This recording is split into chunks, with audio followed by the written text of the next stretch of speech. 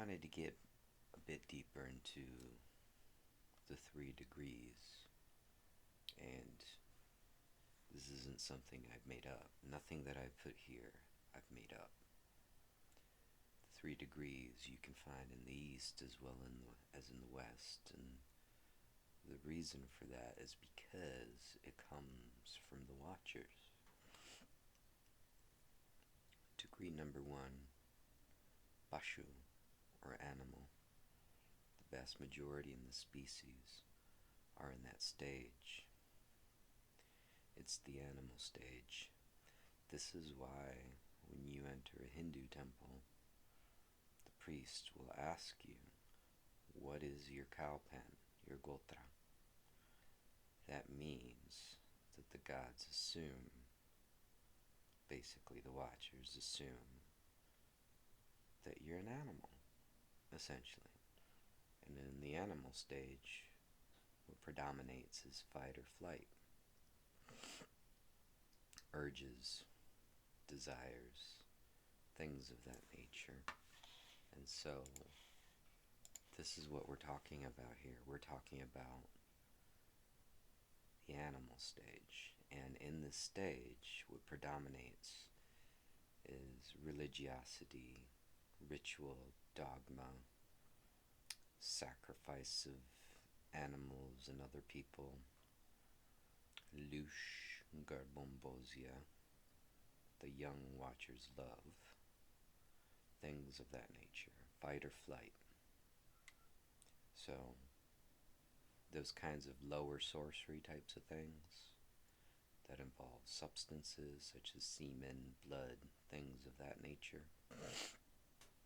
And this is what we're talking about. That is the stage in which most people are in, the vast majority. I would say 99.9%. I don't think I'm exaggerating. So then we have the one above it, which is the human phase, the Vira, the hero, the heroic phase, where the animal strives and moves himself into a state that is higher than fight or flight, which is why in Doom, one of the first things they do, Bene Gesserit witches, is that they put Paul's hand in the box to see if he has fight or flight, essentially, if he's an animal or not. So this is what we're talking about. We're talking about the heroic stage. We're talking about the deeds and struggles and trials and tribulations of the great sages, the great heroes of yore, Dionysus, Heracles. Sigismund kills the dragon, bathes himself in the blood of the dragon, obtains the treasures in the cave of the dragon. What does that mean?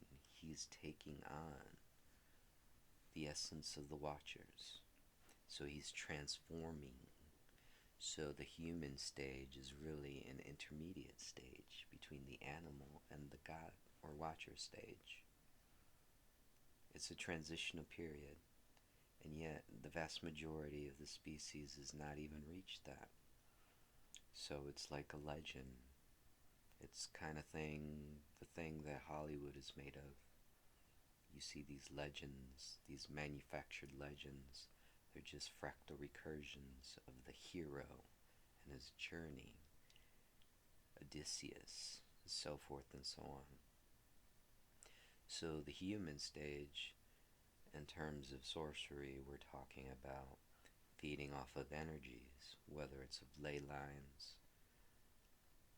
That's where you get the psychic vampires and things of that nature, but also drawing down the energy of the moon, the sun, the stars, feeding off the energies, telluric energies of the planet, feeding off of the sun as the yogis do, staring at the sun without blinking. Those kinds of things are the things that you see in the human stage.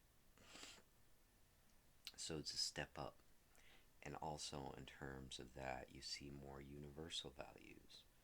In the moral stages of Kohlberg, you see the higher-minded values, the universality of all man, the rights of man, humanitarianism, things of this nature. In the lower stages, the animal stage, you see me first, screw everybody else, my nation first, me. When am I getting mine, right? So in the human stage, you see the more universal and more uplifting values, the ones to aspire to. So in the Maslow's hierarchy of needs, the animal stage is at the bottom, and the human stage is somewhere in the middle. And then you have the God stage, the watcher stage. That's the golden tip on the pyramid. That's the one at the top. It transcends, but it also includes all the others. So don't get me wrong, don't mistake me. We're not talking about some kind of bobblehead that's not connected to the body or to the lower realms or anything like that. Transcends and includes. Okay? Let's make that clear. But at the watcher stage, at the God stage, we're talking about higher values. We're talking about transcendence. We're talking about, in terms of the higher sorcery, we're talking about feeding and dancing with the void itself. We're talking about those that guard the black flame or the eternal flame. We're talking about the Shekinah here. We're talking about the flaming dragons, those that create and destroy all things. So that's the very peak of things. That is the eschaton. That is the singularity. That is where all things merge into great oneness. And so this is where we have the great sages, those that come and incarnate into a human body to show the way forward when things become corrupt and when the teachings become lost. That's when you have the avatars, the prophets, the sages, the masters, the grandmasters, so to speak, the Mahasiddhas, right? These are the ones that we're talking about.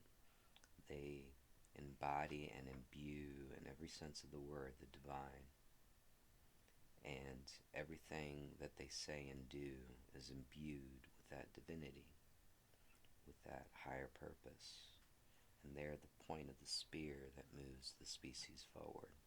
Whether they're aware, the species is aware of it or not, doesn't matter. They're the true guides, the true pastors, the ones with the crook and the flail that give discipline and mercy. And those are the ones that balance the scales of justice and determine the path forward for the species and the universe. So those are the 3 degrees right there. And I didn't make it up. And it's found in the East and it's found in the West. You find it everywhere. Because it comes from the Watchers.